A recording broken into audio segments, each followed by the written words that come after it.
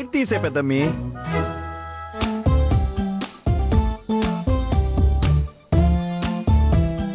పాపం పార్థుగాడి పరిస్థితి తలుచుకుంటేనే చాలా బాధగా ఉంది. వరుదిని సడన్ గా ఈ నిర్ణయం తీసుకుని వాడి బ్యాక్గ్రౌండ్ లో అగ్నిపర్వతాలు పేలేలా చేసింది. థ్యాంక్ గాడ్ అలాంటిది నువ్వేం మొక్కలే కదా.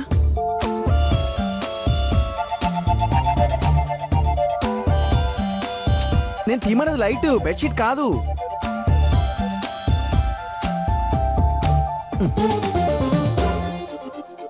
ఏం చేస్తున్నావు? ఓ నీకు అక్కడ ఎక్కువగా కింద పడుకోవడమే అలవాటు కదూ. No problem. మీరు అక్కడే పడుకోండి. మరి నువ్వు?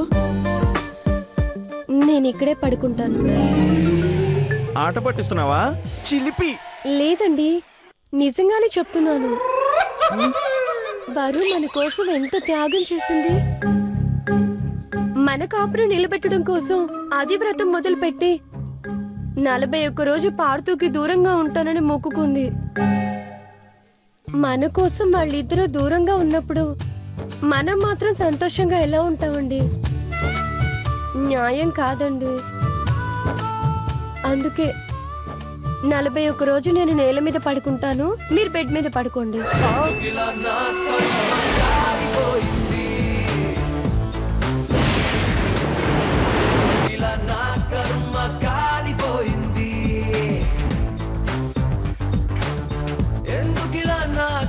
అక్కడ పేలాల్సిన అగ్నిపర్వతాలు ఇక్కడ పేలాయేంటి పెద్దమ్మి?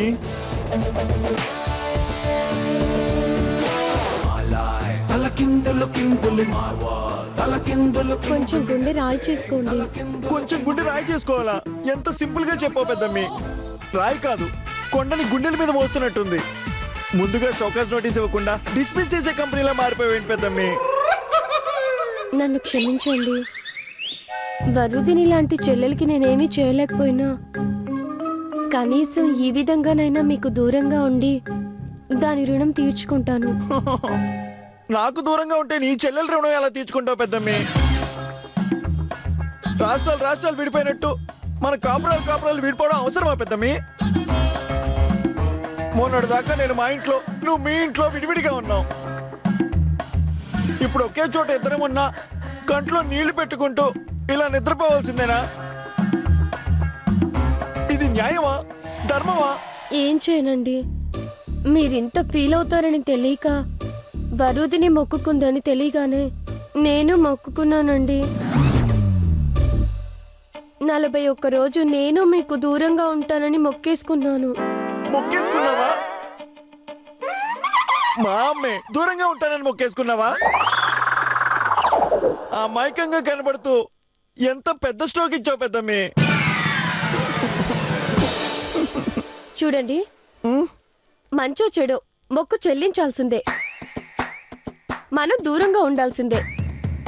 మీరు గనక నా వైపు తొంగి చూశారంటే నేను కూడా వెళ్ళి వారి దగ్గరే పడుకుంటాను. తొంగి చూడడానికి కూడా నాకు రైట్స్ లేవా పెద్దమ్మి? నువ్వన్నా బుర్క వేసుకో, నేనన్నా బుర్క వేసుకుంటా. ఏం చేస్తాం? ఇక పడుకోండి. Good night. ఆ పిల్ల ఇటు ఇవ్వండి.